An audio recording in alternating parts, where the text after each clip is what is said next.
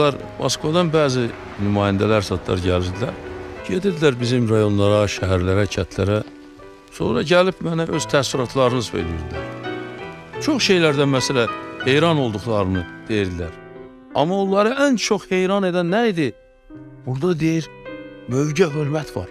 Deyir, gedirik, məsələn, oturublar kənddə, yaxud da ki, şəhərin bir qırağında, cavan adamlar oturublar. Biz deyir, gələn kim hamısı ayağa durur. Bunu məsələ Rusiyadan gəlmiş, Moskvadan gəlmiş adamlar böyük bir hadisə kimi qeyd edirlər. Baxmayaraq ki, biz bu adət-ənənəyə o qədər öyrənmişik ki, bunu biz adi bir şey hesab edirik.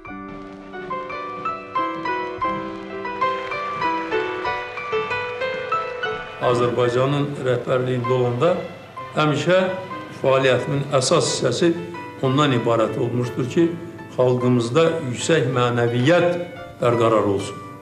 İnsanı yüksəldən onun mənəviyyətidir.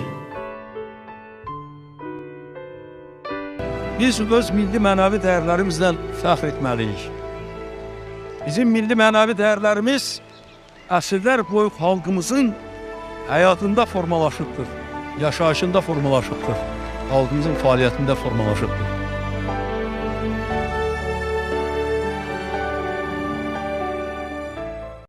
Biz ənənəvi dəyərlər üzərində dövlət qururuq.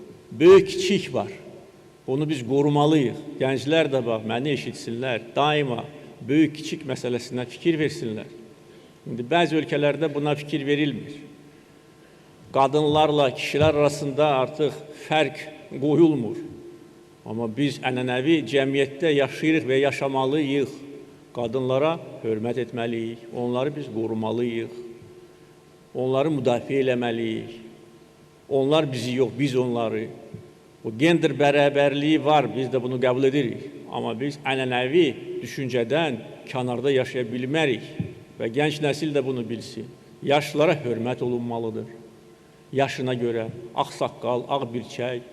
İndi bəziləri istəyirlər ki, bizim lüğətimizdən bu sözlər çıxsın. Necə ki, bəzi ölkələrdə. Orada baxanda adam dəhşətə gəlir.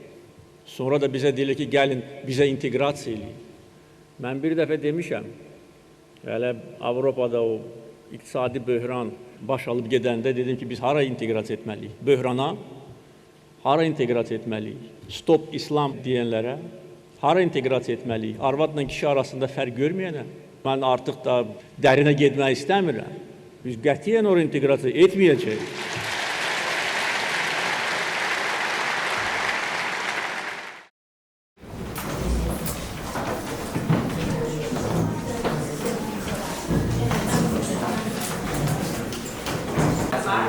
Değerli müəllimlər, əziz şagirdlər.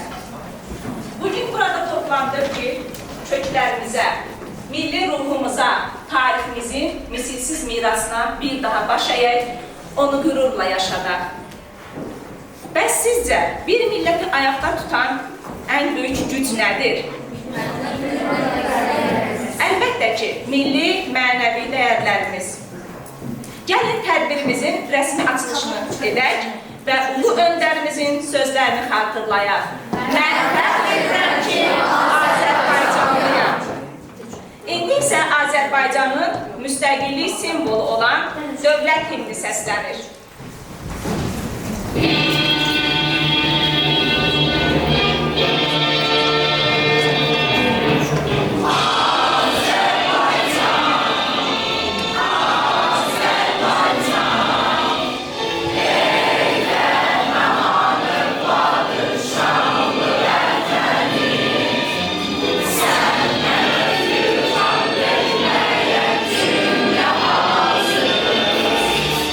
Sen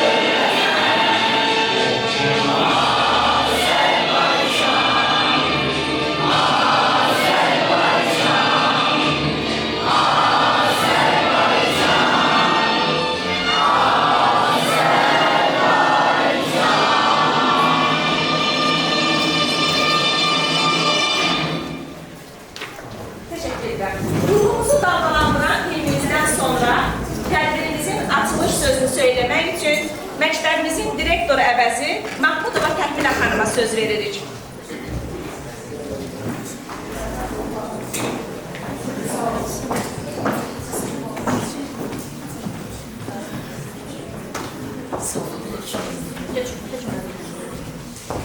Salam uşaq.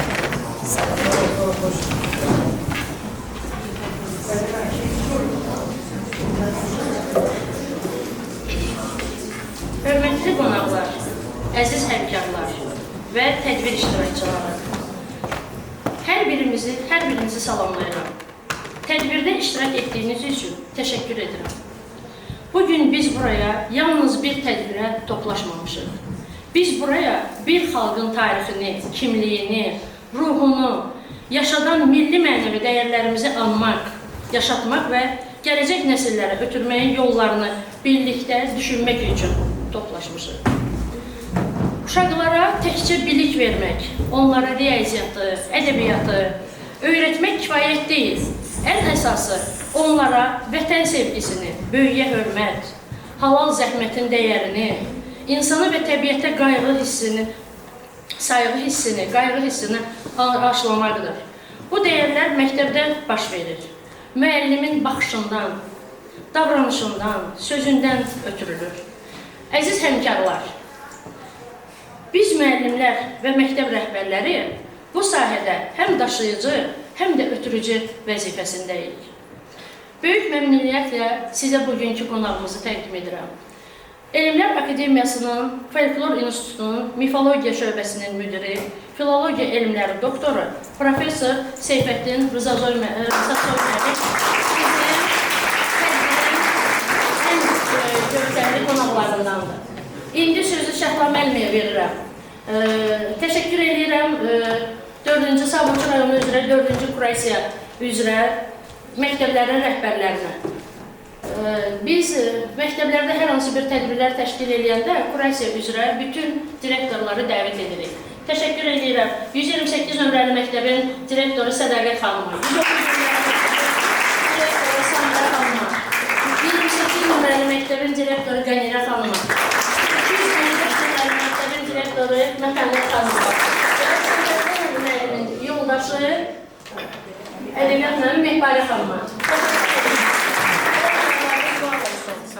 Bəzi direktorlarda müəyyən səbəblərdən bilirik ki, ilin sonudur, işin gücün çox vaxtıdır, məktəbi qoyub çıxa bilmədiklərindən üzürlü hesab edirik onları, yəni iştirak edə bilmirlər.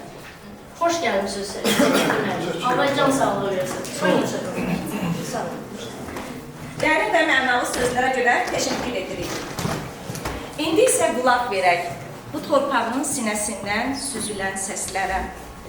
Dədə babalarımızın nəfəsini daşıyan muğama, ruhun sirdaşı olan muğama, hər zərrəmizdə yaşayan milli kimliyimizin dili olan muğama. Qarşıdan gələn musiqi növrəsi də ruhumuza bir körpü salacaq. Məktəbimizin nəzdində fəaliyyət göstərən 27 nömrəli məktəbin direktoru Etibar müəllim və məktəbimizin sevilən İbtidai sinif müəllimi Məhəmməd xanımın birgə hazırladıqları kompozisiyanı dinləyək və ruhumuza sığal çəkək. Buyurun, sənət.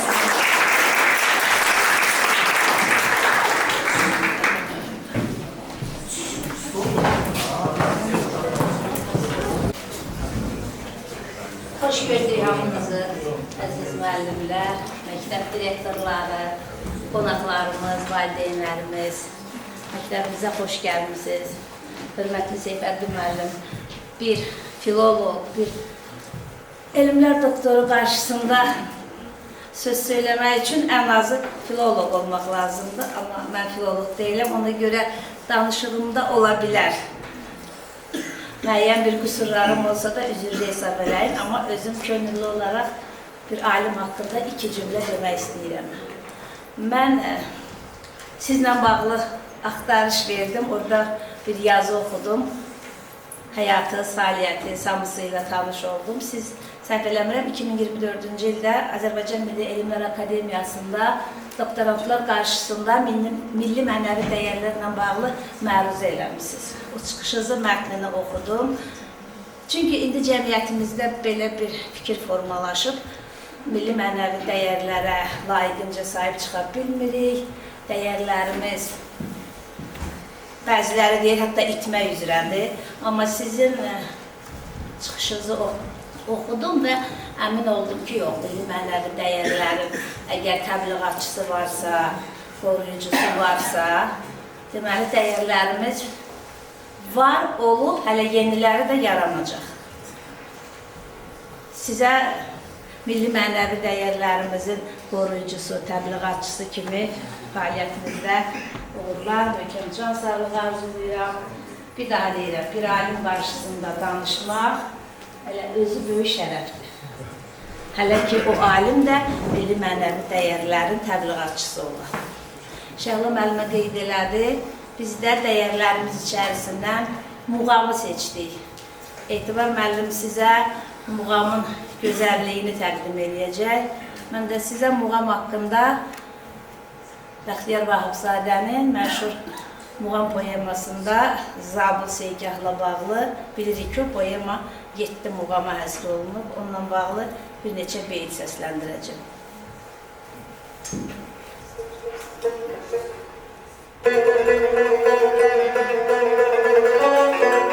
Daş ürəklərdə yanıb, daşları sındırdı muğam.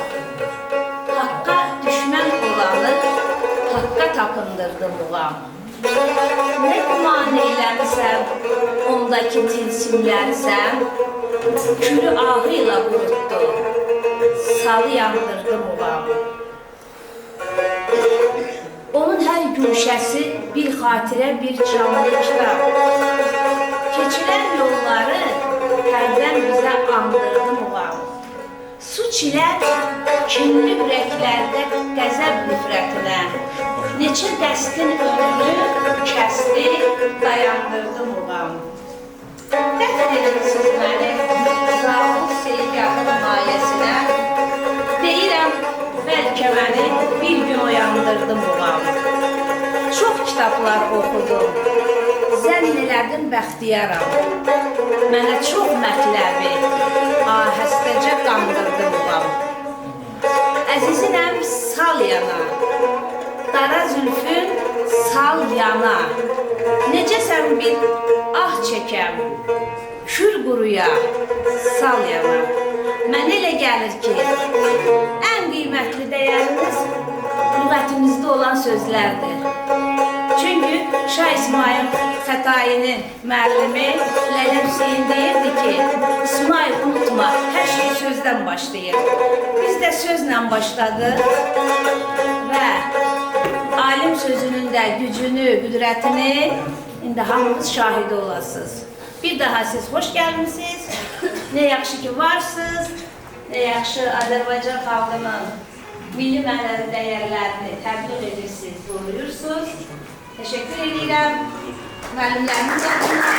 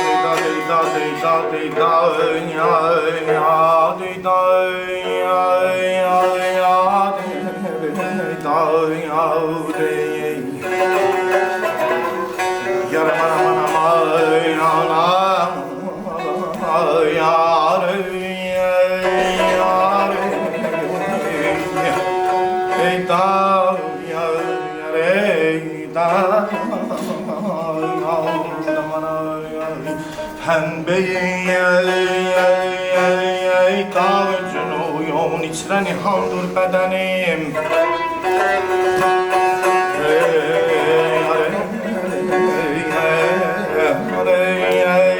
pembeyi dağ ucunu yolun içrə nihandır bədənim diri oldukca libasıyım budur ölsəm kəfənim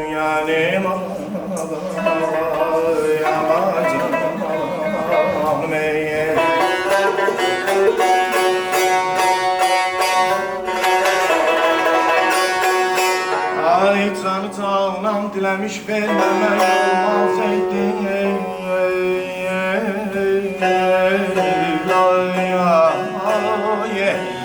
canı canan diləmiş verməmək olmaz idi ay da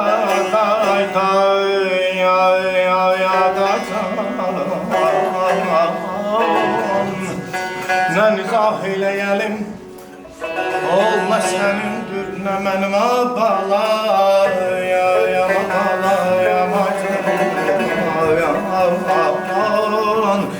ay toğu zəncir üçün daire-i devlətdir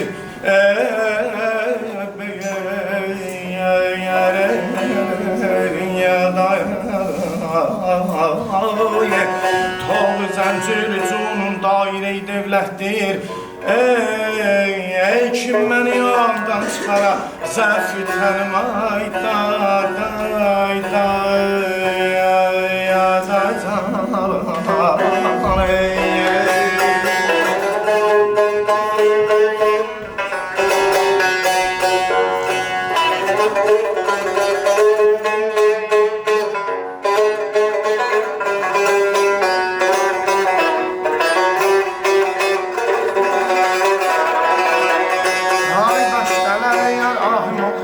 şəhdilərin şövqündə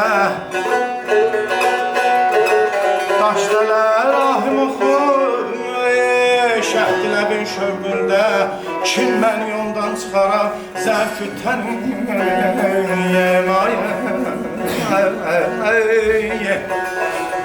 ay musiqiyə də balayam səhrəsini zagilər işğal etmiş nitqidəyəm bülbül şeytanı nitqidəyəm bülbül şeytanı salıb lal etmiş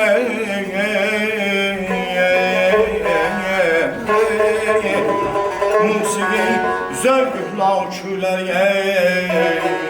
musiqi zövqlə uçular bir hal etmiş koymuyum musiqini düşməyə bir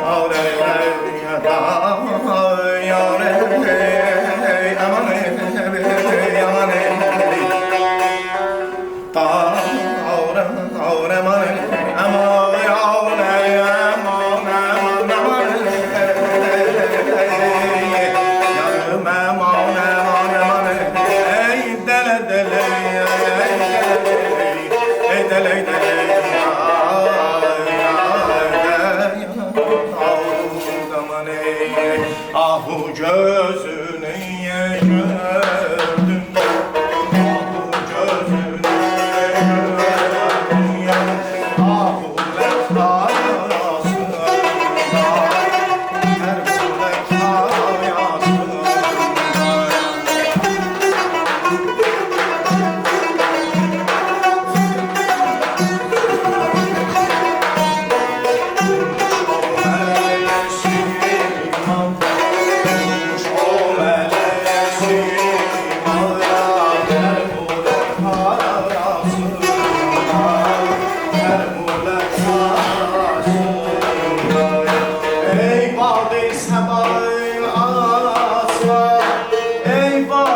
Sabahı asmayı çeşmeye yeter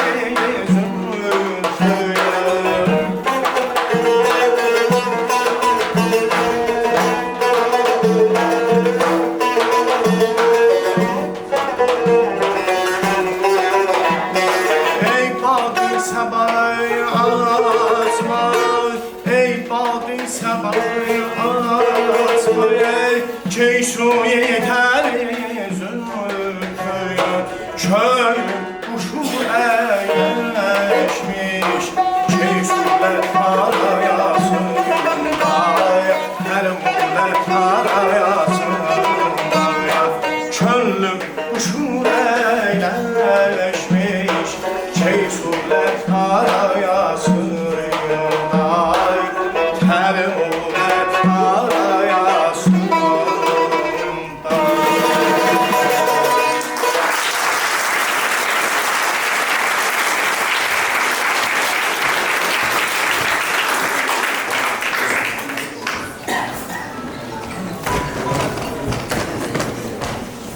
Değerli müəllimlərimiz, hər birinizə təşəkkür edirik. Hörmətli tədbir iştirakçıları, qonağımıza söz vermədən öncə onu qeyd etmək istəyirəm ki, bu yaxınlarda Seyfəddin müəllim Rıza Soyun Mifologiya və folklor, nəzəri, metodoloji kontekst adlı kitabında belə bir fikirlə qarşılaşdım. Milli yaddaş heç bir zaman və heç bir halda çoğalmamalıdır. Millətin ən böyük vəzifəsi bu yaddaşı qorumaqdır. Çünki yaddaş çoğalanda vətəndaş, dövlətin sərhədlərini səhv salır. rəhbər, Sosial haqqını haqqa qurban verir, total milli harmoniyanı xaosa çevirir. işçi, Çörək üçün düşməyə də nökərçilik edir. siyasətçi, Ölkənin siyasi balansını nizamlaya bilmir. iqtisadçı, Ölkənin maddi əsasını dağıdır. müəllim, xalqın intellektual inkişafının bünövrəsini məhv edir. həkim, Millətin fiziki, mənəvi sağlamlığına balta çalır. general, ordunu və vətəni satır. əskər, Düşmənlə dostu səhv salır. alim, intellektini bir qarın çörəyə satır. Təşəkkür. Demək, vətəndaşlıq, prezidentlik, fəhdərlik, siyasətçilik, iqtisadçılıq, müəllimlik, həkimlik, alimlik, əskərlik, sərkərdəlik bizim hamımızın millət olaraq yolumuz milli yaddaşın qorunmasından keçir.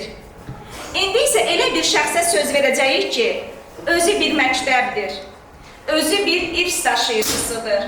Böyük məmnuniyyətlə Azərbaycan Milli Elmlər Akademiyasının Folklor İnstitutunun Mifologiya şöbəsinin müdiri, Filologiya elmləri doktoru, Profesor Seyfəddin Rızasoy müəllimə söz veririk.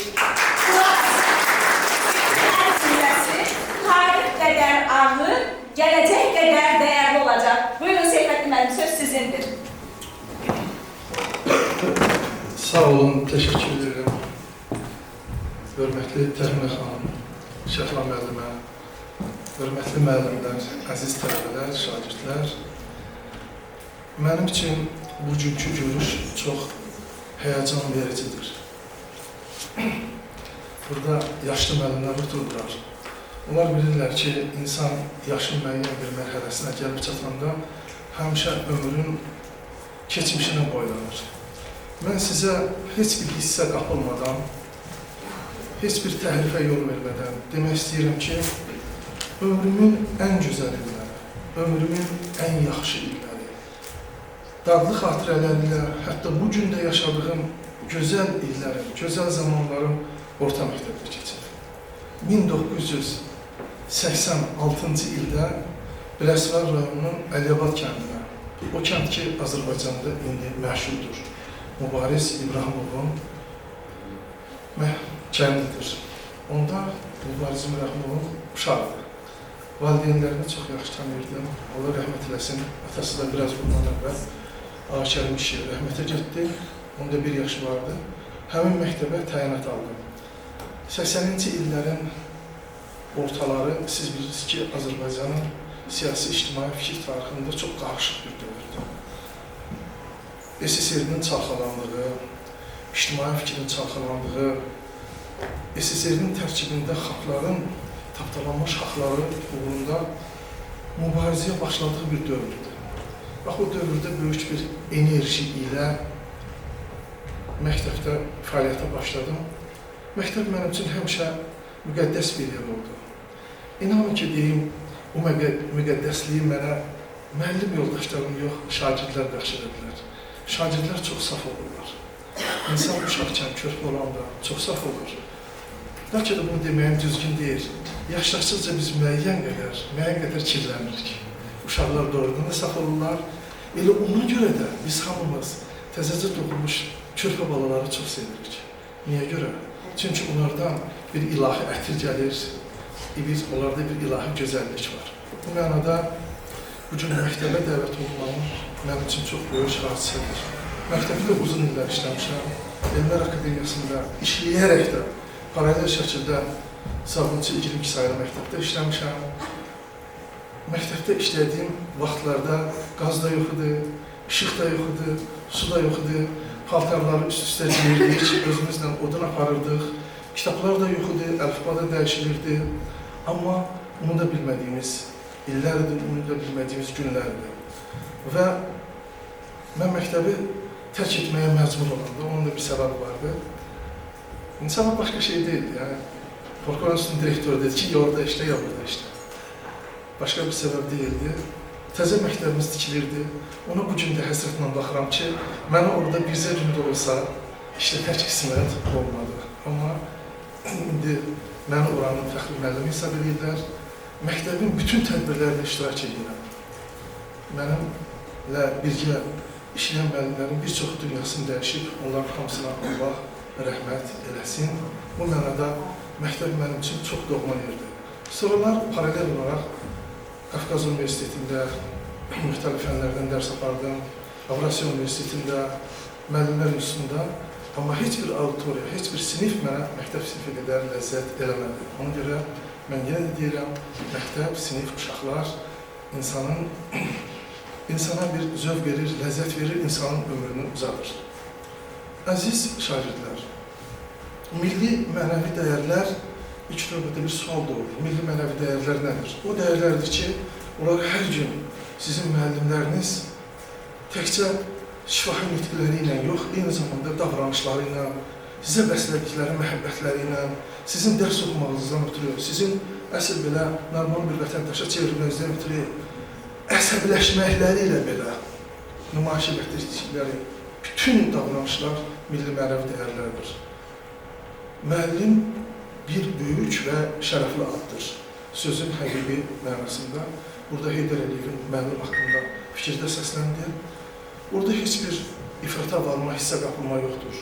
Müəllimsiz cəmiyyətin heç bir gələcəyi yoxdur. Ona görə də siz şagirdlər bu məktəbi qurtarandan sonra müxtəlif yerlərdə işləyəcəksiniz. Elələriniz olacaq ki, böyük vəzifələrdə işləyəcəksiniz. Əlinizin altında böyük maddi imkanlar olacaq. O vaxt nəsə bir yaxşı iş görmək istəsəniz, məktəbinizə və müəllimlərinizə edin. Həmişə oxuduğunuz məktəbin yanından keçəndə, onun divarlarını rəngsiz görəndə, pəncərələrini sınmış görəndə fikirləşin ki, mən burada oxumuşam.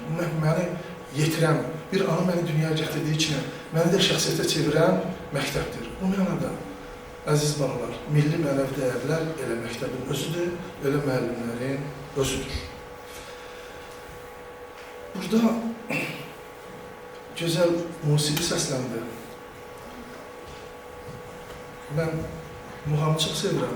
Muğamın təsir altına düşürəm, sonra o təsir altından qoxmaq biraz mənim üçün çətin olur. Füzulidən bir qəzəl oxundum. Mən o qəzələ münasibətdə kiçicik bir şey demək istəyirəm. Bu mənada sizin dəyərlərin, diqqətinizi milli mənəvi dəyərlərə yönətmək istəyirəm. Siz bilirsiniz ki, məsələn, xarici dilləri öyrənmək üçün biz müəllim tuturuq, pul veririk, öyrənirik. Amma bizə anamızın öyrətdiyi dili çox asanlıqla, heç nə vaxt öyrəndiyimiz dilin qədrini çox vaxt bilmirik. Ana dili bizim ən böyük sərvətimizdir. Milli mənəvi dəyərlər bizim milli kimliyimizi təşkil edən elementlərdir, dəyərlərdir. Bizim milli kimliyimiz milli mənəvi dəyərlərə nə qədər bağlı olmamızdan asılı olur. İndi burada müəllimlər var, Sovet dövründə əsgərlik eləmiş müəllimlər var. Müxtəlif millətlərin içərisində oluruq. Hər dəfə biz ana dilimizdə, Azərbaycan dilində bircə kəlmə eşidəndə dərhal ora qaçırdıq.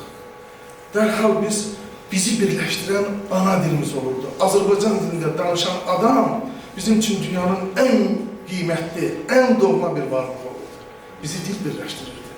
Bizi dil yaradır. İndi mən sizin diqqətinizi Füzulidən bir-iki detala cəlb eləmək istəyirəm. Yəni, insanın milli kimliyi, milli şəxsiyyəti, milli ləyaqəti dil əsasında necə formalaşır? Məsələn, əskəriyyətdə bizim çox mübahisələrimiz olurdu. Yəni, burada əskəriyyətdə olanlar bilirsiniz ki, o mübahisələr həm də güclü davalarla müşayiət olunurdu. Və çox maraqlıdır. Məsələn, bizim Azərbaycanlılar, heç Nizamidən, Füzulidən, bir beyt də şeir bilməyən adamlar həmişə mübahisə edəndə biz deyirik ki, bizim Nizamimiz var, bizim Füzulimiz var. Yəni, bizim ana dilimizdə yazmış Nizami, eyni zamanda fars dilində yazıb, türkçülüğün ideologiyasını bütöv Türk dünyası üçün qoyub getmiş, həmsəni yaratmış Nizami artıq bizim Azərbaycan xalqının milli simvollarına çevrilmişdi, yəni dəyərlərə çevrilmişdi. Bu mənada Azərbaycan dilinin qüdrətini, bizim hansı bir dilin sahib olduğumuzu ilk növbədə bilməliyik. Bizim dilimiz, o dildə yaranan ədəbiyyat, o dildə yaranan mədəniyyət sizə adi bir şey kimi gəlməsin. Bax, mən indi deyirəm, can vermədən bir eşqək, eşq afəti candır, eşq afəti can olmağı məşhur cihandır. Bu misranı, bu beyti ilk dəfə eşidən ondan heç nə başa düşməyəcək. Yəni, onun mənasını anlamaq son dərəcə çətindir. Amma can vermədəmi eşqək, eşq afəti candır, eşq afəti can olmağı məşhur cihandır. Cıl səsləri, can səsləri, Azərbaycan dilinin melodikası, Azərbaycan dilə məxsus olan musiqi ahənginin özü birinci bizim bədənimizdən ruhumuzu qopardır. Sonra biz onun mənasına veririk. Bu nədir? Bu bizim ədəbiyyatımızdır, bu bizim mədəniyyətimizdir. Mədəniyyətimizdir. Və bu mədəniyyətin, bu dilin qədrini bilmək lazımdır. Gözəl xanəndəmiz burada, müəllimimiz dedi, nə niza eləyəlim, əvvəlin beytində Nə niza eləyəlim, ol məsəlin dildən. Canı canan diləmiş, canı canan diləmiş, verməmək olmaz, ey gül, ey dil. Nə niza eləyəlim, ol məsəlin dildən.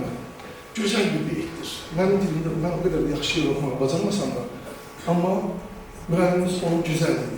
Burada bir melodika var, burada bir gözəllik var. Amma əziz babalar, bu ədəbiyyat, bu qəzəl nə Rusların ədəbiyyatı deyil, nə İngilislərin ədəbiyyatı deyil.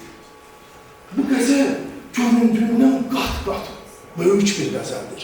Bu iki misra sadəcə olaraq, yəni, publikasiya formasında, çap formasında ikicə misradır. Mənim də ağzımdan iki misra şəklində çıxdı. Amma bu misra bütöv dünyanı özündə əks etdirir.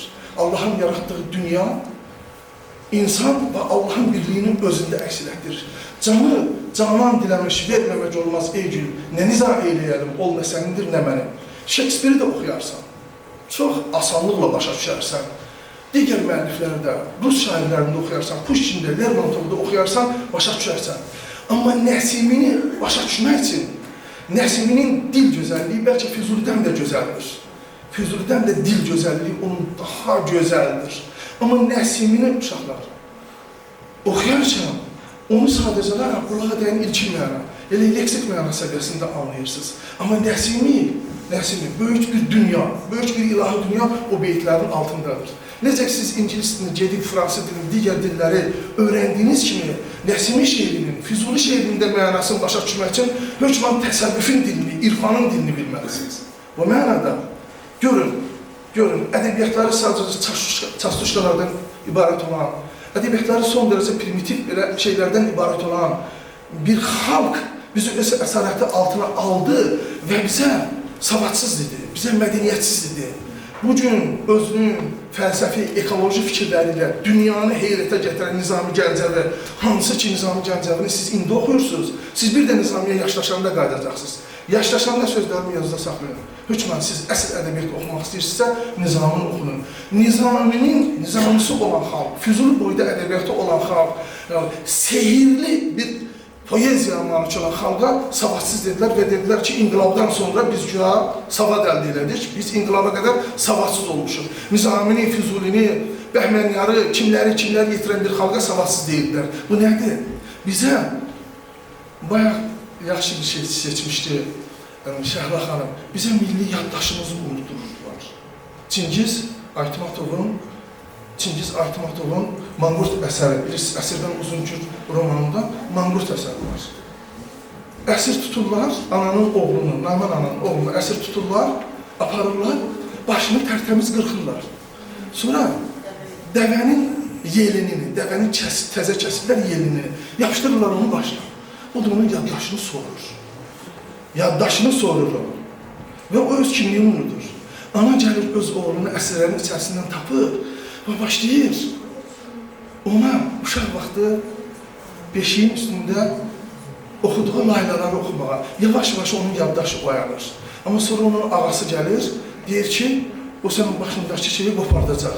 O oxu çəkib öz anasını öldürür. Manqurtluq budur. Milli yaddaşın pozulması budur. Milli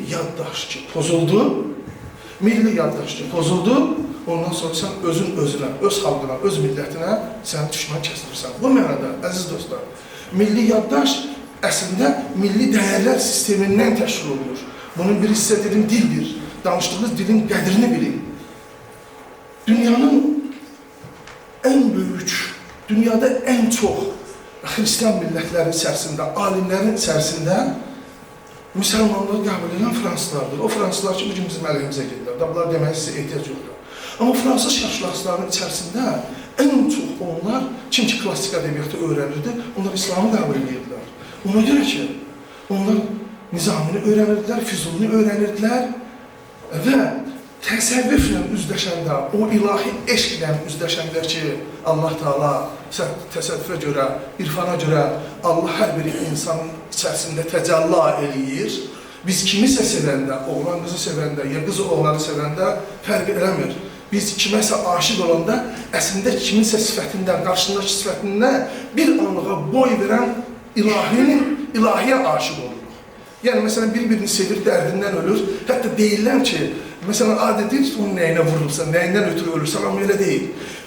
Əslində bir insan birinə vurulanda, yəni insan insana vurulanda, bir insan öz varlığı ilə, cismi ilə, ruhu ilə başqa bir insanın əsirinə çevriləndə, özünü onu qovuşturmağa çalışanda, əslində qarşı tərəfində insanın simasında, sifətində, hürüflükdə olduğu kimi təcəllə etmiş Allaha aşıq olur.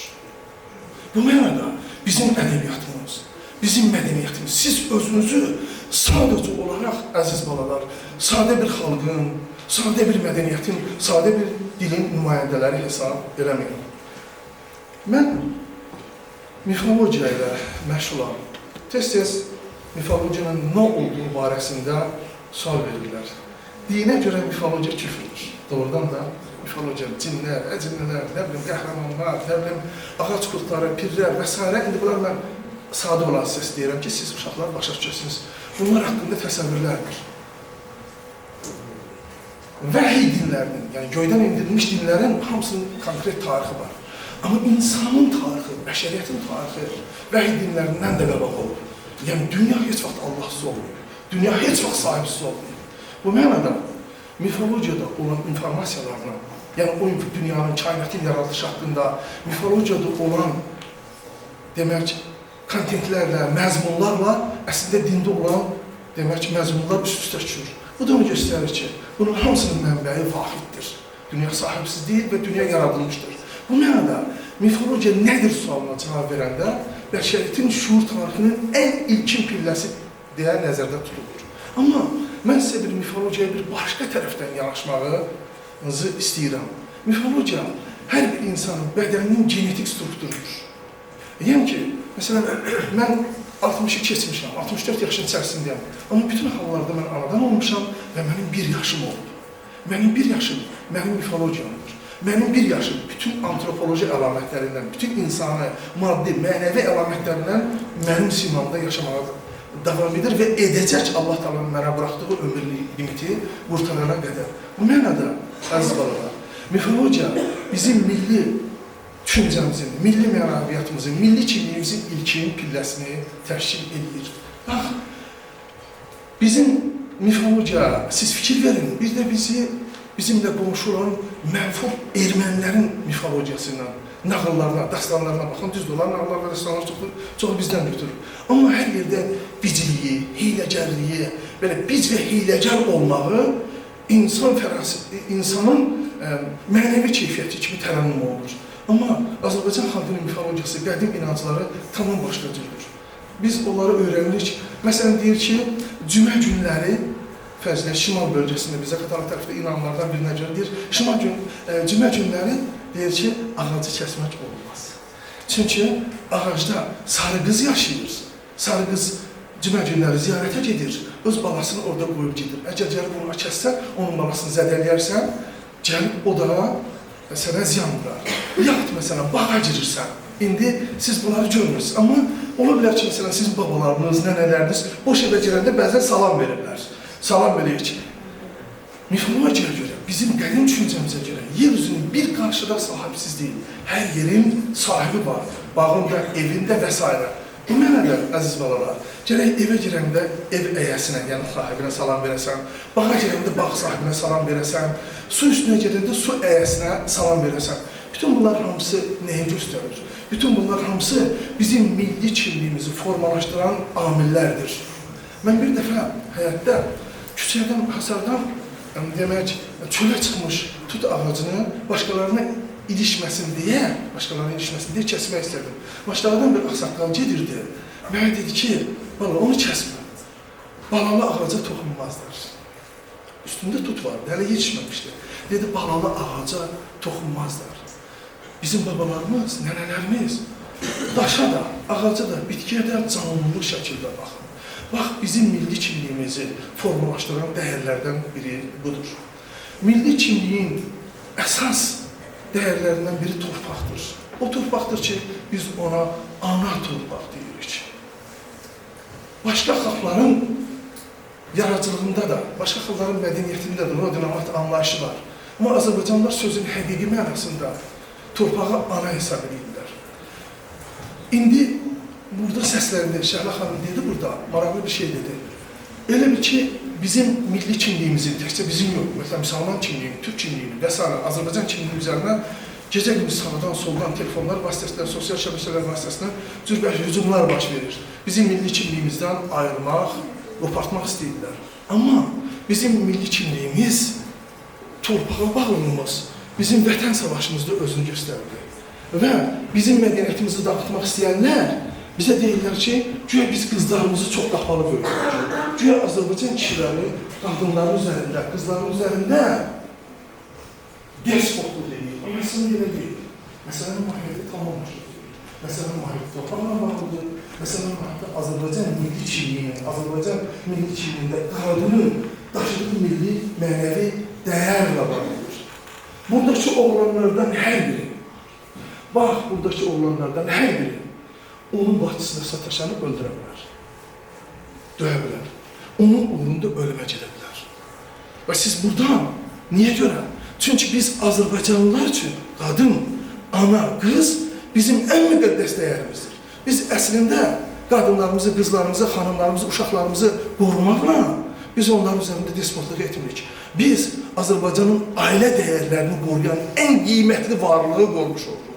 Ona görə dəyərlərimizdən biri anadır. Dəyərlərimizdən biri bizim qızlarımızdır. Bax, sən adi bir şeyə diqqət yetirəcəm.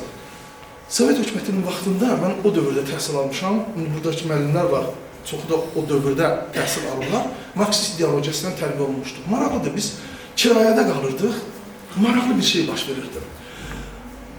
Bir erməni Rusla evlənəndə onun uşaqları erməncə bilirdilər. Amma bir Azərbaycanlı Rusla evlənəndə onun uşaqları Rus kimi böyürdülər. Bir Azərbaycanlı erməni ilə evlənəndə onun uşaqları hökmən erməni kimi böyürdülər.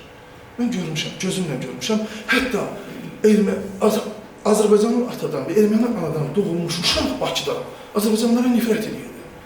Bu nə ilə bağlıydı? Ona görə ki, bizim Azərbaycanlı kimliyimizi evdə qadınlarımız qoruyurlar. Azərbaycan kişisi qadını dəyişməklə əslində özü də bilmədən milli kimlikdən, öz ailəsinin milli kimlikdən məhrum edirdi. Bəs deyə bilərsiniz ki, bu niyə keçmişdə baş verilməyib? Niyə görə bu Sovet dövründə baş verdi? Çünki bizim dini kimliyimizi əlimizdən aldılar. Müsəlman kimliyimizi. Azərbaycanlılar həmişə başqa xalqlarla evlənirlər. Yəni, çərkəzlərlə, ruslarla və s. səfərlərdə olurlar. Hardan? Demək ki, qənimət olaraq qadın ələ keçirdiblərsə, gətiriblər. Amma həmin qadını onu Azərbaycanlıya, müsəlmana kişilər çevirməyiblər. Həmin qadın, laf elə Rus olsun, Rus evə girən kimi onun paltarlarını rəngindən çıxardıblar, geyirlər Azərbaycan paltarı. Basıblar mətbəxə, bir an içində dili də öyrənib, adətlərini də öyrənib, ənənələri də öyrənib. Və Sovet hökuməti bizim əlimizdən o qadınları ki, başqa qadınlar ki, Azərbaycandan gəlirdi evlənməyə, onu yetişdirən mühiti bizim əlimizdən aldılar. Demək ki, Azərbaycanlı həyat tərzini bizim əlimizdən aldılar. Və Azərbaycanlı həyat tərzini bizim əlimizdən alınması, bizim başqa millətlərdən evlənən, qaşa qadınlardan evlənən, bizim ailələrdən doğulan uşaqların başqa millətə, yad millətə, bizim özümüzə düşməni çevirməyimizə səbəb oldu. Buna görə də əziz balalar, ailə dəyərlərinə adi bir şey kimi baxmayın. Milli, mənəvi dəyərlərin əsas hissəsində biri nədir? Ailə dəyərləridir. Və bizim məhz ailə dəyərlərimizi dağıtmaq istəyirlər. Bu proses gedir. Bu proses hamımızın evində gedir. Gecə yataqda uzanırsınız, telefon əlinizdədir. Cürbəcür roliklərə, cürbəcür şeylərə baxırsınız. Onlar istər-istəməz sizə təsir edir. Tərbiyə iki cür olur. Mənfi tərbiyə və müsbət tərbiyə. Müsbət şeydən müsbət dəyərlər əldə edirsən, mənfi dəyərlər də səni öz təsiri altında alır. İndi qayıdıram həmin məsələyə. Bəs torpağın qadınla nə bağlı var? Biz ana torpaq deyirik. Azərbaycanlılar həmişə, bizim xalqlarımız həmişə torpaqdan doğulduqları inanırlar. Bizim kitabımız göydən vəhy olaraq bizə nazil olmuş. Quran da bizə deyir ki, biz torpaqdan yaranmışıq. Bunu təsdiq edir. Mifologiya da torpaqdan yarandığımızı təsdiq edir. Din də torpaqdan yarandığımızı təsdiq edir. Və bu mənada torpaq bizim anamızdır. Ana isə qadındır. Ona görə bizim Azərbaycanlılar, 44 günlük savaşda uf demədən canlarını torpaq uğrunda verirlər. Əslində olar, əslində olar. Demək, öz anaları və bacıları uğrunda özlərini qurban verirlər. Mənim yaşadığım Daşçaxanası qəsəbəsində 1-ci Qarabağ Savaşında əlil olmuş bir musiqiçi var. O, 2-ci Qarabağ Savaşı başlayanda getdi ərzə yazdı. Ərzə yazdı, onun yoldaşı ona dedi ki, sən daha bir dəfə vuruşursan, deyim, sən yaşlaşmışsan, qızların var. O dedi ki, bəs birdən erməni gəlsə, 2 dənə qızı var, mən qızlarımı kim qoruyacaq? Belə bir sözdür. Bax, bu mənada, əziz balalar, bizim milli mənəvi dəyər dediyimiz bir şey, eyni zamanda bizim torpağımızdır, bizim vətənimizdir. Milli mənəvi dəyər eyni zamanda bizə qorunub qalmış, bizə vəsiyyət edilmiş, bizə miras olaraq buraxılmış dövlətimizdir. O dövlət ki, onun tarixi çox qədimdir.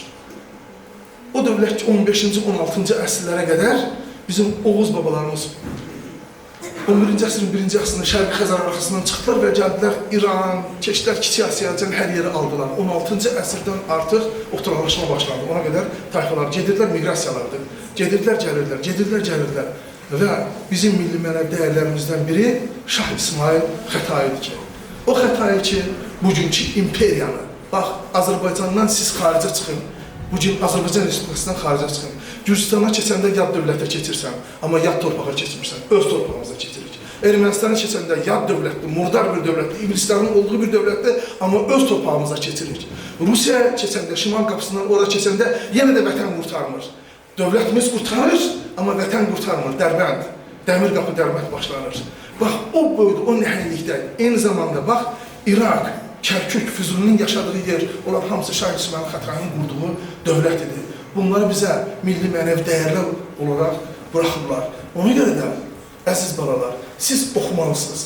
Sizin müəllimləriniz sizdən elm, bilik, ədəb və adab baxımından üstündürlər. Müəllimlərinizdən istifadə edin. Müəllimləriniz bütün hallarda onun vəzifəsidir sizi öyrətmək. Amma müəllimlərə etdiyiniz böyük hörmətlə, ehtiramla, onların hətta yaddaşının ən dərinliklərində olan bilikləri də onlara həvəslə sizə öyrətməyə şərait yaradın və milli kimliyinizi dərk edin. Milli kimlik bu dəqiqə sizə, milli mənəvi dəyərlər bu dəqiqə sizə adi gəlir. Niyə görə? Məktəbdə sən Azərbaycan mühitindəsən, qırağa çıxırsan Azərbaycan mühitində, Bakıda Azərbaycan mühitində, Şəkidə Azərbaycan mühitində, Lənkəranda Azərbaycan mühitindəsən. Amma Azərbaycandan qırağa çıxan kimi kimliyini artıq dərk edirsən. Kimliyi Azərbaycandan qırağa çıxan kimi dərk edirsən. Azərbaycan xalqını biz çox pisləyirik. Amma mən bəzi şeylər burada demək istəmirəm, amma yenə də deyirəm. Əziz balalar, mədəniyyətimiz etibarilə də, tərbiyəmiz etibarilə də, gigiyenik, hətta təmizliyimiz etibarilə də biz dünyanın, Avropanın xalqlarından üstünlük. Siz gedəcəksiniz, çöldə bu xalqları görəcəksiniz. Görəcəksiniz ki, Azərbaycan qadınının ev mədəniyyəti, Azərbaycan qadının uşaq tərbiyə etmək mədəniyyəti nədir?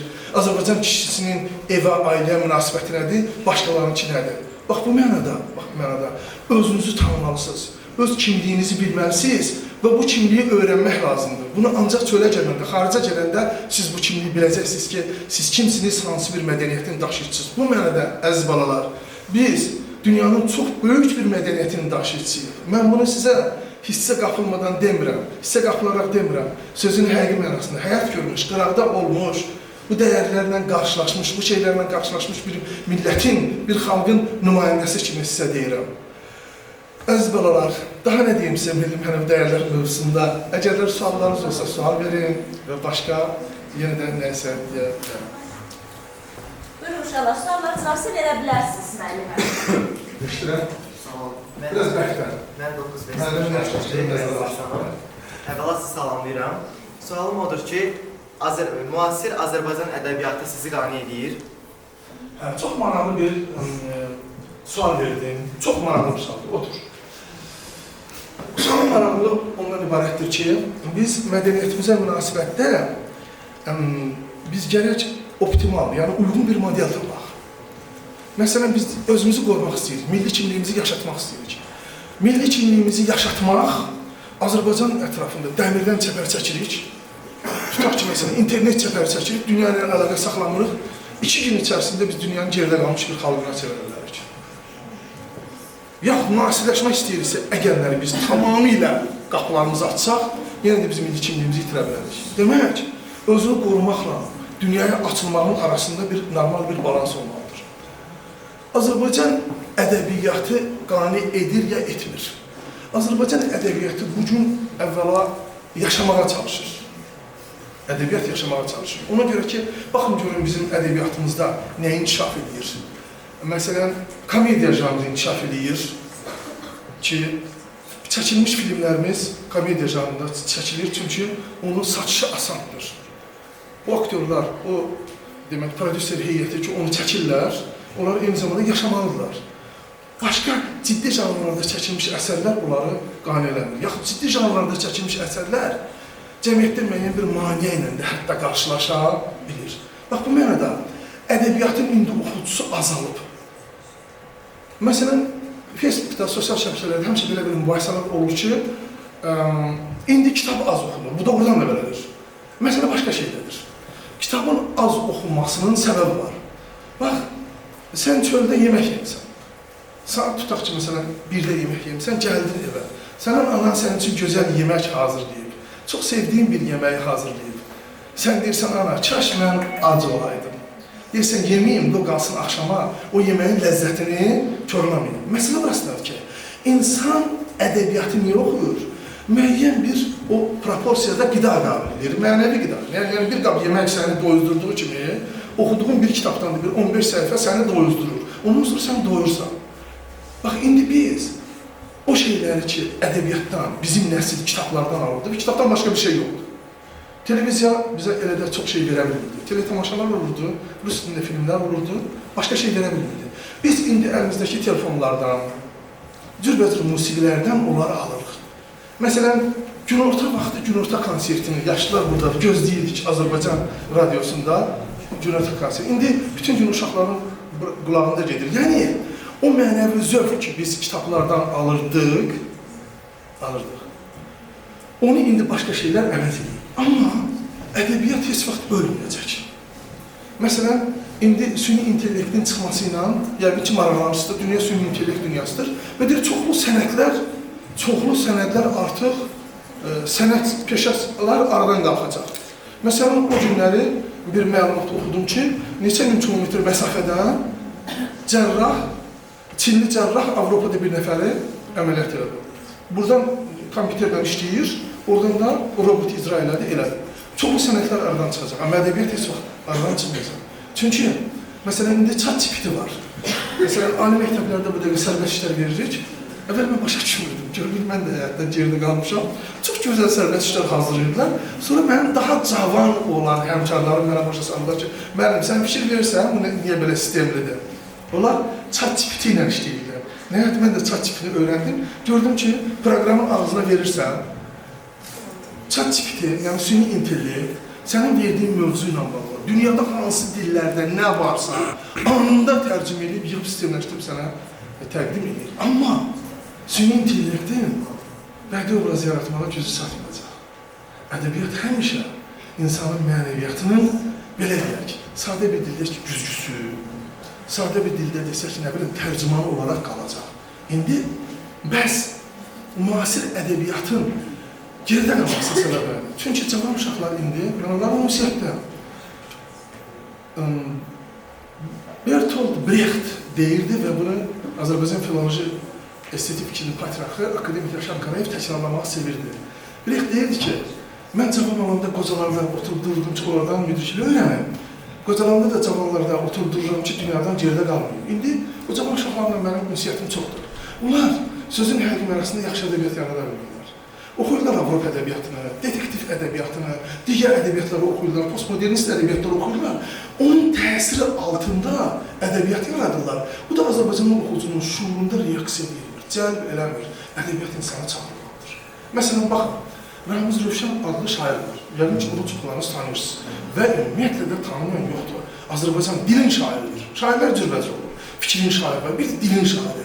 Dilin yaratdığı şair, dili oynada bilən, dillə doğulan, dillə cəzb eləyən şairlər var. Ramiz Rövşənin haçan ki bir görüş günü olur, indi mağazalarda, kitab mağazalarında bu bir ənənədir. Müasir dövrdə kitab mağazalarında kitabın təqdimatı keçilir. Ramiz Rövşənlə görüş olanda aşıq-daşıq olardı. Onda düşünürsən. Demək, ədəbiyyat yaşayır, ədəbiyyat həm də nə edəcək? Yaşayacaq. Bu mənada bizim ədəbiyyatımızın ölünməz nümunələri var. Səməd Vurğun var, Mikail Müşir var, Hüseyin Cavid var, Nəsimi var, Füzuli var. Və bunlar varsa demək biz də həmişə var olacağıq. Amma müasir ədəbiyyat hələ özünün yerini tapa bilmir. Bir də müasir ədəbiyyatın özünün yerini tapmamağının zəif olmasının səbəbi Azərbaycan həqiqətlərindən, Azərbaycan insanının sosial mənəvi problemlərindən yazmaması və yazmağa qorxması, yaxud adamı elə bir vəziyyətə saldılar ki, məsələn, bax, maraqlı bir şeydir. Televizorda, Amerikan filmlərdə baxa bilirsən, Azərbaycan filmləri olanda baxmaq istəmirlər. Halbuki şedevrdir. Məsələn, Western janrında çəkilmiş 7 oğul istərən filmi var. Çox gözəl də filmdir, çox profesional işlərdir. Niyə görə baxmaq istəmirlər? Yox, milli yaddaşımızın strukturunu dəyişirlər. Biz Azərbaycanlılığı kovboy formasında, qəhrəman formasında, Azərbaycan ağzından çıxan atalar sözləri, dəyərlər və s. o formada belə bizə bir dialekt sözünün çoxun gəlir, qəribə gəlir. Azərbaycan obrazını artıq qəbul eləmək istəmirik. Amma siz fikir verin, Türkiyə kino sənayəsinə. Düzdür, Türkiyə kino sənayəsi son 15-20 ilə qədər çox pis şeyləri təbliğ edirdi. Amma fikir verin, kinoları dünyada qəbul edir. Kinolarının vasitəsində görün nə qədər atalar sözlər işlədirlər, nə qədər deyimlər işlədirlər. O elə belə təsadüfi deyil, o ideologiyadır, Türk dövlətinin ideologiyasıdır. Atalar sözlərinin, Türk xarakteri, Türk milli kimliyini artıq olan filmlər vasitəsilə bizə də qəbul etdiriblər, dünyaya da qəbul etdiriblər, ərəbləri isə salırlar təsir altına. Təsir altına. Hətta mənim şöbəmdə işləyən bir qız Ərəbistanda gedib gəlir, deyir ki, artıq ərəb qızları Türk filmlərinin vasitəsilə Türk dilini öyrənirlər. Sonra... Sevgili müəllim, müəllimlərimizdə sizə suallar var. Buyurun, Tural müəllim. Buyurun, müəllim. Salam, mən dinləyən hər kəs salamlayıram, müəllimləri, eyni zamanda valideynləri və s. şagirdləri də salamlayıram. Mənim sizə çox hörmətim var, mən baxdım fikirlərinizə çox məntiqli səsləndirdiniz fikirlərinizi. Mənim əvvəlcəsindən bir ricam olacaq, daha sonrası bir sual səsləndirəcəm sizə. Mən özüm həvəskar şeir yazarıyam, istəyirəm 2 misram oxuyum, siz ona münasibət bildirəsiniz. Hurifilikdən danışdınız, hurifiliklə bağlı yazılan bir misram var, onu istəyirəm oxuyum. Mən üstünə giryan olmuşam, yar ləlili xəndan. Bilməm hardan gəlir. Sürətli oxuyun. Aha, yaxşı. Təsəvvür şeyini, İlxan şeyini sürətli oxuyanda onu qavramamışam, can vermədən eşkəsiz. O tamamilə sufi bir şeydir. Bəli. Mən hüsnünə giryan olmuşam. Yar, hüsnünə giryan olmuşam. Yar, ləlili xəndan. Yəni, ey gözəl simalı yar. Bilməm hardan gəlir bu hüsnü camal, bu əndam. Mən bu naxş ilə xudaya heyran olmuşam. Bilirəm, ey yar, yetməz elminə dəryayı ümman. Tam sufi şeydir. Mən bu hüsnündə xudaya aşıq olmuşam. Bəli, dedim ki, biz Allah Teala insanın simasını müəyyən edib təzəlli edir. Bunda əziz olar. Əgər vaxtınız varsa bir 10 dəqiqə, mən bu otur sual sora bilərsən. Olar mı? Bir şey izah edeyim dostlar. Təsəvvür çox cazibəli bir şeydir. Hətta bir müqayisə gətirim, təsəvvür narkotik kimi bir şeydir. Amma adamı müəyyən şeylərdən ayıra bilir, düz yoldan ayıra bilir. Baxın, Leyli və Məcnun, Nizami Gəncəvinin Leyli və Məcnun poeması. Təsəvvürə görə insan Allahdan qopur, qapalı bir dövrə vurur, İnnə lillah və innə aleyhi raciun.